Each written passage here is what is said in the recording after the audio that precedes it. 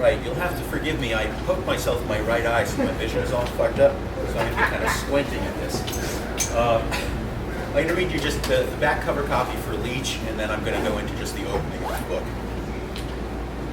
Archibald Leech is the secret weapon Control unleashes when the fabric of reality tears and alien mathematics leak into our world. Control wields him like a barely understood instrument because Leech can see through the curtain, and it's enough to drive a man mad. But now his relationship with Control is slowly disintegrating as his need to create a safe home for his volatile and hard-drinking wife increases. Unfortunately, people in Leech's line of work don't retire so easily. Not when he's pitting himself against doppelgangers, demigods, and whatever the hell else might be waiting in line to do a bad day. Leech. The first story. Low clouds scraped the tops of the Ozarks, and Leech hoped it wouldn't rain. He remembered learning how to tell the difference between the Wichitas and the Ozarks, what his granddad called the Hillbilly Hills. Oh, by the way, this is all kind of written with a southern accent in mind, but I will not offend you with that, since some of you can actually do it. The Hillbilly Hills. The Wichitas were proper mountains with something in the way of peaks, whereas the Ozarks had been pressed flat, as if God put down a hand and leaned his weight on them. The road narrowed and began to wind up the mountainside before Leech screeched to a stop, Bertha vibrating before the white Lieutenant County Sheriff's car pulled across the road. He keyed off the ignition and listened to her engine ticking time with the buzz of insects, dabbing the hollow of his throat with a handkerchief and chewing on a minty toothpick. He studied the sides of the road and saw birds flitting amongst the coarse pines and bent oaks. The space beneath stuffed to bursting with rude shrubbery that would tear his linen suit to shreds. It was green with life and black with shadow, and resisted the existence of the road mere feet away. The deputy who eventually emerged was significant of belly, if not height, and his boar's bristle of hair revealed rolls of fat at the back of his neck. If the mullet was designed with a particular man in mind, it was this deputy. Unfortunately, he deigned not to wear one. What you smiling at, boy? The deputy loomed at Leech's window, his gut threatening to come inside. Leech studied the belly before him, noting the strained buttons, the tiny black hairs curling through the diamond-like separations of fabric when the shirt strained the hardest. He wished the man had worn an undershirt, but realized it was awfully hot. You hear me, boy? The deputy stepped back a pace so he could stare Leech down with his mirrored sunglasses, inflating Leech's smile by spreading around a second dam of the game. Leech pushed his Panama hat back and flipped open his billfold to flash a little sunlight back at the deputy. Oh, yes, sir, the deputy said, that high school building cop tone slinking away to be replaced by something unctuous. I didn't realize. I thought there'd be more of you. Trucks, hazmat suits, all that. The local law raked his gaze up and down Bertha, noting the mosquitoes in the Lincoln's grill and the dust around the wheel wells. Aren't you a bit underfunded? A flick of the tongue fixed the minty length of wood dead center between Leech's front teeth, and he grinned. After an awkward pause, the deputy said, "But don't you need, son? What did they tell you happened under Durable? That little lab up there had an outbreak? An outbreak. Right," the deputy said, missing the language lesson. Leech rested with one pale sleeve on the windowsill and leaned out. "Do you think they'd really tell you the truth? It's a cover story? It's a cover story." Leech was beginning to feel like a kid who pulled legs off flies. He roused Bertha from her stupor, the big engine filling the air with an almost subsonic thrum. "I'll just move my prowl car then. Thank you, deputy." Leech was grinning just a little bit as he drove past the county car and wound uphill, the lights coming to shadow as he climbed. He disliked those beady-eyed types, and while it was a flaw in his own character, found it hard not to tease them. The Battle of New Orleans bugled from his pocket, and he gave himself a mental kick for forgetting to call Karen. Bertha agreed to a stop, and he set the emergency brake before pushing the door open, with the screech of hinges to let in a little more air. "Hey," he said when the phone found his ear. A hot wind pushed the treetops alongside the road and caressed the beads of sweat on his brow. He sent a prayer of thanks to the inventor of linen suits. "I'm so sorry, baby," Karen's voice pleaded across the miles. Leech knew she was and said as much. "You drinking?" he asked. She said not so much, and he said that was good. "You ain't going somewhere dangerous, are you?" she asked. "Not to worry, honeybee, just a little hillbilly town where things have gone funny." "Oh no, those inbred fellows will make you pregnant, and I don't see you as the daddy type. I promise case protection." She giggled. Got your gun? No, he lied. Not that kind of job. You got Bertha? Yes. Bertha's a good old gal and will take care of her. Always has. What are they calling you this time? Archibald Leach. Like Cary Grant, except with 2 E's. That's terrible, she laughed. And he touched the shiner beneath his left eye. It was a fair trade if he could keep hearing no sense of joy. Conversation went the way of such things, and she was calmer at the end, promising to only drink a little bit more, to calm him as well. Remember to take your pills, she said. They don't let me out unless I do, he said, as if it was a joke, not a damn fact. My secret agent, man. Your secret agent. They said they loved each other, and he hung up, putting away the phone and drawing his Luger to check the magazine.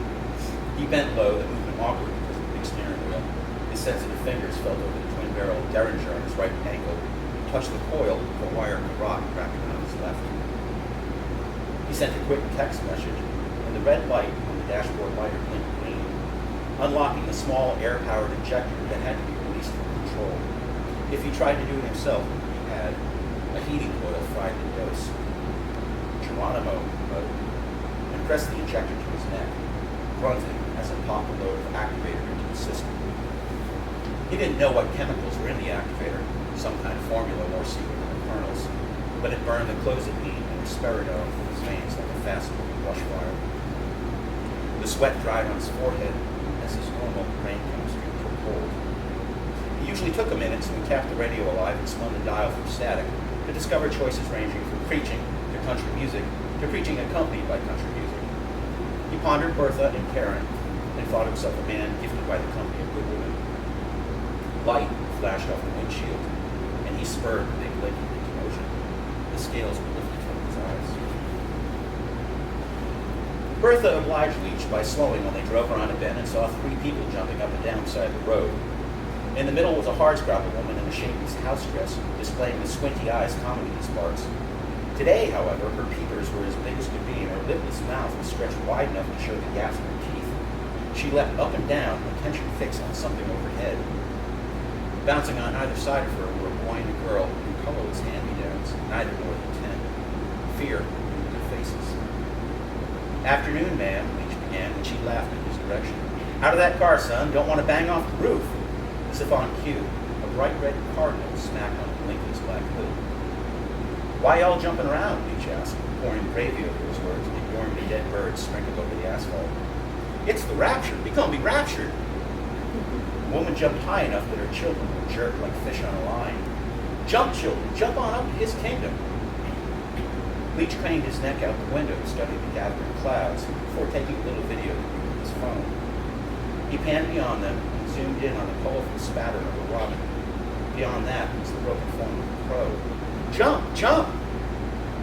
Leach made the mistake of studying the little boy's face as his lips formed the words, "Help us." Try kicking off those shoes, Leach called out. Lord don't want dirty shoes in his kitchen.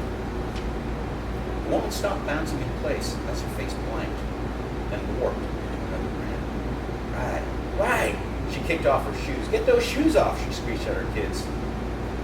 Leach continued up the road until they were lost around the curve, pretending he couldn't hear the crunch of bird bones beneath his wheels. He checked the mechanical clock on Bertha's dashboard, and the green glow of the radio dials allowed it was only 3 p.m., despite the deepening gloom. He thumbed his phone to text the video back to HQ. Among his many sins was the proclivity to text and drive. When the photos didn't send, he grimaced at the improbability. Bertha had a powerful Wi-Fi transmitter in her belly, and dispensing messages was not usually a problem. The tree line opened up to the right, and he muttered, "All right, then," as he cruised past a shattered graveyard ringed by a tilting iron fence. A small crowd of people were digging into graves, shattering tombstones with swinging shovels.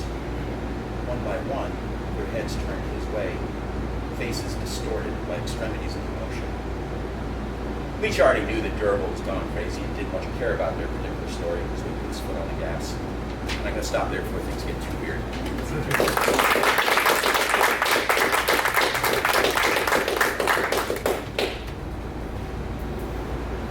Your turn.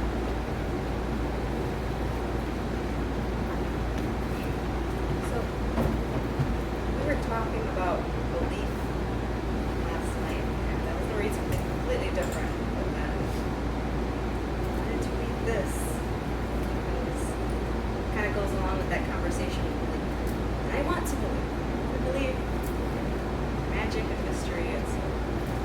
is the light lines from the faraway home anthology of adventure horror with Off Limits Press.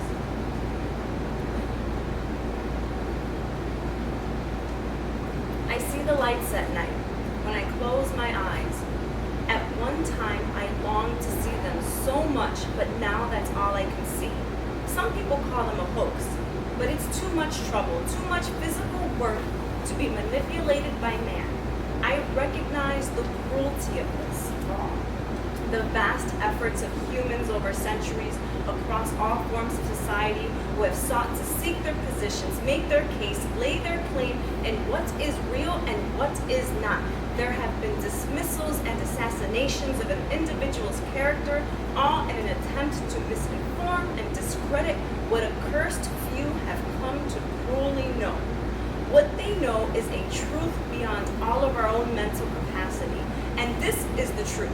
Regardless of what anyone hopes, thinks, or feels, reality can only be shielded for so long, and there really and truly is no way to fake what these tortured few have been forced to know. Across history, first came the images, and then came the audio recordings, and then came the videos of these disturbed accounts. Some were called desperate, others were called fools, but all of them were believed insane for the things that they saw and for the things of which they spoke. My husband Ryan and I dug through decades of records, interviews, and accounts. We lived in Chicago, and so we had access to libraries, research universities, and experts, some of whom were willing to speak to us about what they believed was happening. Many ignored our emails and calls, but there were a few who agreed to speak with us off record, sworn never to mention in any of our amateur research. But we were not really amateurs, were we? And more than one expert told us in silence that this was all true, but that no one would ever believe us. There were visits to therapists as well for Ryan. He had seen multiple over the years. Some listened, others spoke too much and too fast, dismissing and disregarding, and many tried to hand him a referral elsewhere as soon as he entered the door. No one wanted to be bothered with helping him through all of this. One elderly therapist did take him on, and they spent years together, working through whatever semblance of healing Ryan could come to. On one of their last visits before his therapist died, he told Ryan, "If you believe this happened to you, there is no one who can disprove it. Maybe all of the hurt you are feeling is your resistance to it. Just give in to what you believe." And so Ryan did. No one takes this up as a career. There is no way to sustain oneself by depending on a life where you need a full tank of gas and a fast car and high-tech lighting equipment, visual and audio equipment that can be aimed from your vehicle's sunroof or windows to spot an anomaly in the darkness. No, like many people with unhealthy obsessions, this consumed our nights, weekends, holidays, and vacations. There was no rest. There was only a full tank of gas, a trunk full of camping gear, and hitting the road, driving down Interstate 55 or 70, going south, always south. Yes, there were other states or towns we could investigate. There were other countries experiencing the same phenomenon, but we were convinced, he was convinced that since it started here in southern Illinois, it would end here for him as well. The moment we would leave the city limits, Ryan's leg would start shaking. "You're going to be all right," I would say. And he would nod, and like that, we would drive in silence, no radio, no conversation. It was our moment to detox from city noises, blaring sirens, neighbors fighting, and loud music roaring from the street. The humming of the speeding car down the highway was a welcome form of meditation. Maybe, in a way, it was also our way to prepare our ears in anticipation for any whirring or warbling sounds we may hear out there in the open fields. What I remember most about these drives is Ryan tracing circles on the window of the passenger side door, small or large, standalone or connected, spiral or fanning out from the center. I knew then and now his mind had always been full of those looming, complex, and haunting patterns. And so we went on that way for years, decades really, lost together in silence, his obsession through distance between us and our family, and I did not discourage it. His side of the family saw me as encouraging what they called madness. My side of the family remained silent but concerned. Regardless, there was no time for family, only this tortured adventure. Our lives outside and inside became consumed with unraveling something that Ryan did not just believe in, but with something he knew was real. This was so real that his money went towards first the equipment and then to whatever semblance of a living he could manage. There was the IR light and an infrared night vision illuminator, which offered a laser grid system that can detect speed and dimensions of an object and even make a 3D model. There was also a K2 Deluxe EMF meter that alerts to changes in the EM frequencies with both traditional LED light graphs and the sound that detects electromagnetic fields. There were EVP wrist recorders and smartwatches and a collection of binoculars and telescopes, high-tech performance Scenic 7x50 binoculars for skywatching, a pair of Shareview 8x42 binoculars, a starter tabletop telescope for quick stargazing, a Star Blast 4.5 telescope, the Orion space probe for easy tracking of celestial movements, and more. I knew we were getting close when I was awakened one night in our bedroom by a chirping sound. At first, I brushed it off as a cricket that might have made our gutter its home. But I shot up in bed when I realized it was the middle of snowy December in Chicago, and there were no crickets or any nightly insects who were around that could make such a noise. I reached for my phone, turned on its flashlight, and there was Ryan kneeling at my bedside, covered in sweat. His eyes were rolled back in his head, his eyelids trembling, spent from holding that forced position. His arms were slack at his sides, his mouth hung wide open, and from his throat emerged that chirping noise. It grew louder, his body swaying slowly left and right as the sound only intensified, a car alarm whirring and warning. Ryan? I called, reached out, and when I touched his shoulder, he collapsed on the floor asleep. His chest rising and falling steadily, a soft snore escaping. A shadow stretched across the window, and I aimed my light, but it was gone. It was probably just the headlights of a passing car, I lied to myself. Maybe he always knew this is what he needed to confront, and maybe he always knew that in confronting that thing, that otherworldly thing, that he could finally find peace, because after the memories flooded in, nearly all of him had flooded out. But this was his destiny, I suppose, toiling away hours at a job in technology that he hated but supported, our weekly car rides down to rural communities and farmlands, our second home. We had grown to know the people there, and many became like family in a way. They would point us in the direction of new sightings of unexplained noises and recount strange dancing lights in the night sky. Eventually, our simple sedan was traded out for a large van that we outfitted with a bed and basic living comforts. And this is where we would live on these trips. On warm nights, we would sleep with the van door open, an expanse of prairie country before us. We would sit out on some of those nights with telescopes and binoculars planned out before us, a hot mug of coffee in each hand. Our eyes were trained above to the sky, lost in the infinite darkness and those precious shimmering points. And it was on a night very much like tonight that it finally came. And it did so traveling on a Midwestern summer breeze. The corn stalks swayed, and an object that was more than just an object that was of another reality that I can never comprehend, appeared just a few hundred yards away. Its light radiated, consumed, and attracted. This object, it was the black sky, it was the bright sun, it was all of the infinite possibilities that Ryan had spoken of, and without a word, without turning back, Ryan dropped his coffee mug and ran towards it. The only sound in the night were his footsteps and my cries, "Ryan!" I clung to the open van door, unsure of whether or not my feet could move. I stared up at the object, immense and translucent, but solid all the same. It was all of the inexplicable words I had ever come to know it by name and more. Ryan continued to run, shedding his backpack like the weight of all of those years, even tossing his White Sox baseball cap that he loved so much and flinging it into the darkness.